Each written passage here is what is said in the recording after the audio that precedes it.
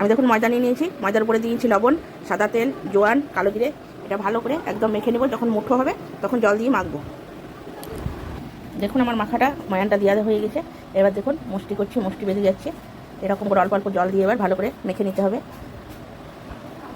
আমি সিঙ্গাড়া করবো, তাই জন্য আমার দেখুন ময়দা মেখে একদম রেডি করে নিয়েছি। এবার করে বেরি সেটা দেখুন।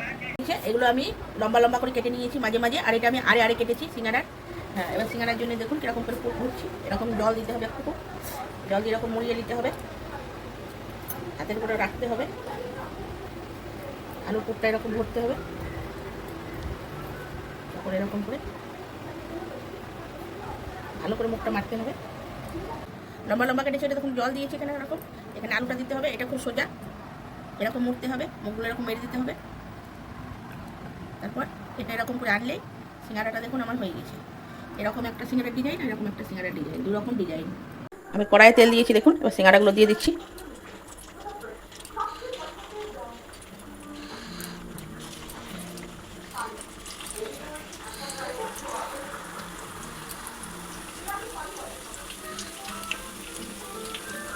এগুলো খুব ভালো করে ভেজে নেব। একটু গ্যাসটা কমিয়ে কমিয়ে ভাজতে হবে। দেখুন আমার সিঙ্গাড়াগুলো কিন্তু হয়ে গেছে।